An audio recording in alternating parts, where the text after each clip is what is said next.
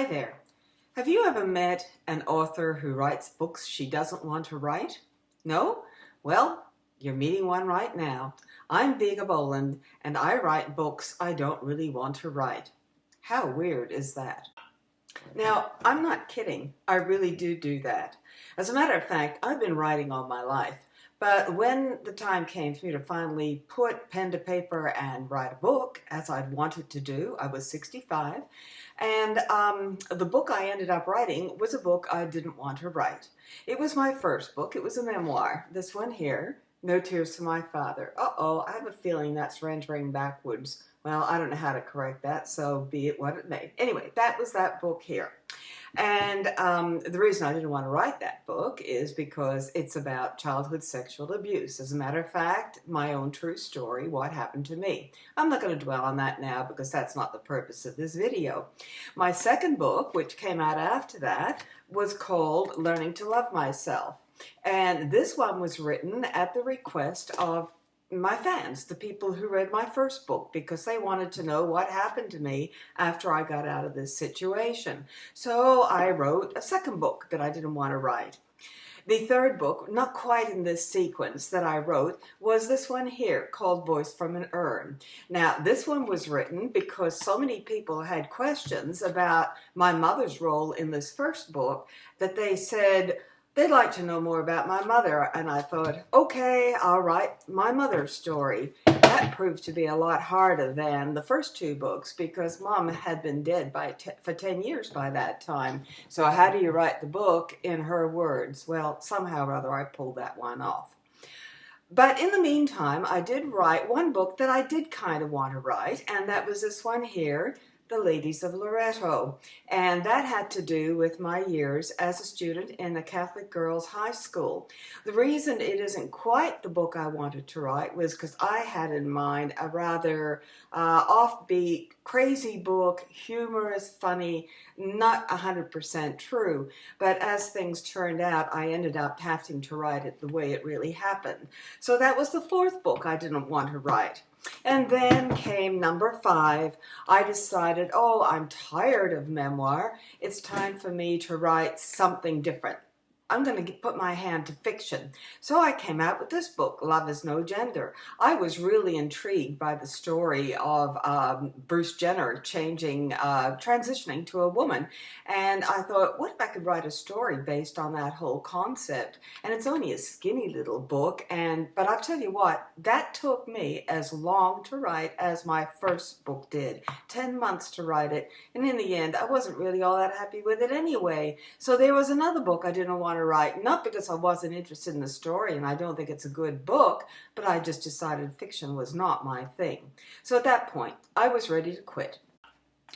Well, I did quit for about 6 months, and but you know, when you like to write, you just gotta write, don't you? So I kind of thought, what am I going to do with myself? And we came to June of 2016, and I had time on my hands, and I've been reading, and I thought, God, I'd really like to write something. And I ran that past a few of my friends, and they said, you know what, your forte is memoir. Why don't you, for once, write a book on how to write memoir? And I thought, well, there's about at least a good dozen books out there on how to write memoir. What can I offer that is different from anybody else? And they said to me, you know, you run these memoir workshops, and they're as funny as all get out, and why can't you write a book just the way you do in your workshops? And I thought, probably because that's really hard, because when I talk to people directly, as I'm talking to all of you right now, that's a totally different thing from trying to capture that voice and my expression and my silliness in a book. They said, you can do it. I went, oh my goodness. Well, I really did have to laugh at that because I thought, here I go again, writing another book I don't want to write. But on the other hand, I've always been one to rise to a challenge, and I thought, you know what, this could be fun. Let's see what I can do. But I need to make it different from everybody else's books out there. Now, come on, let's face it. There's really no new things I can tell you about writing a memoir. They all talk about, write dialogue and write the truth and set it up with timelines, and they give you all these prompts and all that other stuff that is put into these books. I really didn't want to regurgitate all that again. However, if somebody picking up my book has never read a book on writing memoir, for that matter, has never read a memoir, and I find that most people in my workshops fall into both those categories. They don't read memoir, they've never picked up a book on memoir writing, but they want to write a memoir. Well, anyway, I'm not going to go into that, but I thought if I can write a book that is essentially geared toward beginning your memoir and somehow tell you how you can get right into it and motivate you to do so, maybe that would be the book I should be writing. And that's what this book turned out to be. Don't Write Your Memoir Without Me. Now, some people could interpret that title as being an extremely arrogant title. Don't write your memoir without me? Like, who the heck am I to tell you not to write your memoir without me? But you know what? It doesn't mean that. Take a look at the word memoir. I wish this wasn't back to front. Memoir here, the first two letters are me. And my point in my book is that too many people don't put themselves 100% into their memoirs. They have a habit of writing about everything that happens, recording it as if it were events in a history documentary or something like that, but they don't get down to the gut where things really happen, where our hearts are, where our souls are, where everything comes alive. And I thought, that is the story people want to hear. That's how I wrote my books. So if somehow I can help people get down there, then I might just write a book on how to write memoir that's different from everybody else's.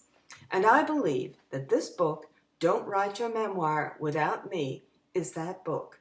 So if you're looking for a place to start with writing your memoir, pick up my book. It's now available from my website at www.vigaboland.com, and it's in digital format for both your Kindle and your EPUBs. You can also get the printed version through the CreateSpace e-store, and of course I've got it on all those other sites, Amazon and the rest of them, but I'd really appreciate it if you'd support me and buy it directly from my website, because you see, I'm a self-published author, and we self-published author, we have expenses, and when you buy directly from the author, you're supporting us and helping us defray some of those costs. Thanks so much for watching this video by a woman who writes books she doesn't really want to write, but loves every minute of doing it. Viga Boland, and you will find me at www.vigaboland.com. Bye for now.